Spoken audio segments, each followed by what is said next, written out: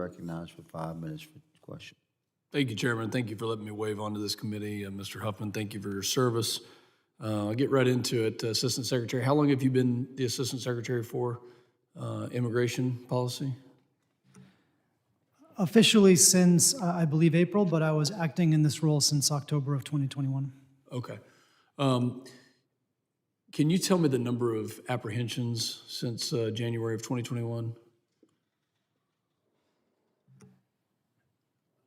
Don't have the numbers right in front of me, but I believe the number is somewhere in the 3.5 million range. I don't have the document, Mr. Chairman, but that sounds about 2 million short. Apprehensions on the southwest border, and I'll yield to you if you can back me up, about 5.5 million. Is the gentleman referencing for the total number of encounters and apprehensions? Yeah. Yeah. Well, Yeah, I would say that's 3.5 million is low. I'm sorry, I meant the last two fiscal years. I think if you're counting from January, that's probably a little bit higher than how that. do those compare to the 4-year period between 2017 and beginning of 2021? It is higher. Twice, 3, 4, 5 times higher? It is significantly higher. Okay. Would you consider that a success for the department? You know, we have seen over the last few years, again, as I said, these surges in migration under presidents of both parties. This is not a new phenomenon. This is not something that is solely the purview of one party or the other. No, but Assistant Secretary, the numbers indicate a story out here. Would you consider that a success for our country? I don't believe that, you know, what we have seen at the border is a success Okay, and I agree anybody. with that. Going back more than a decade.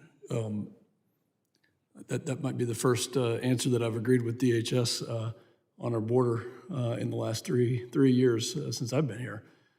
It's not a success. Title 42 is not the answer. This was a Band-Aid fix. And it goes to the point where I meet with Mr. Huffman's officers, and it doesn't matter if I'm in Del Rio or El Paso, McAllen, or Laredo, Eagle Pass, or my hometown of San Angelo. It really doesn't matter. The thing that keeps coming back, every officer, every Border Patrol, Customs agent, or ICE agent says these words, and I quote, "There are no consequences." And without consequences, there's chaos. And the chaos that we're seeing is fentanyl, 100,000+ deaths, trafficking of humans, 53 people who died in a tractor trailer south of San Antonio in July. And so to your answer, I'm disappointed that you don't actually know the number as the Assistant Secretary. That number should be ingrained, cold. It should be, you should know that number, and you should be able to add it up today for the crossings, the apprehensions today. You should be able to have a running counter today. And that's the problem with this administration, is that the tragedies that are happening to us in my community, in Odessa, Texas, where we had the police chief here 2 weeks ago, we are feeling the impact of this. Without rules, there is chaos. Would you say that after Title 42 ended and Title 8 was reverted to, DHS has noted that aliens may qualify for an exception, and even if they don't use a lawful pathway, would you say that do aliens who use the alleged lawful pathways need a legal basis to enter, or can anyone enter the United States at this point?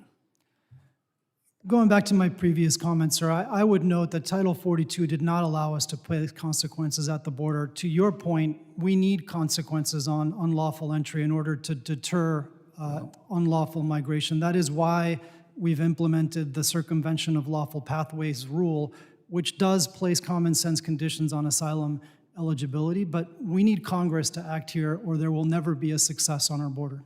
You need Congress to act here. Assistant Secretary, we passed the most comprehensive border security package in the history of Congress. We have acted. That is one of the most outrageous statements that I think I've ever heard.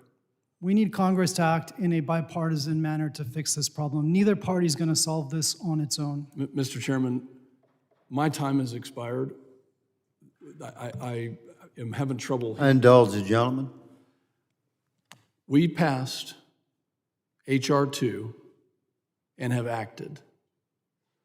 What this country needs is the political will to enforce the laws that are already on the books. In fact, the gentleman sitting next to you as commissioner has 19,000 Border Patrol agents that are currently out there ready to give their lives, and they are saying that there are no consequences because Remain in Mexico, MPP, has not been adhered to, because the political will to engage with our allies and our partners in countries to the south of us has not been adhered to.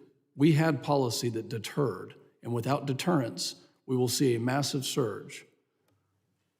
So I take great offense to the fact that you're telling me that you think Congress should act and that that's the problem. I couldn't disagree with you more. With that, Mr. Chairman, I yield back.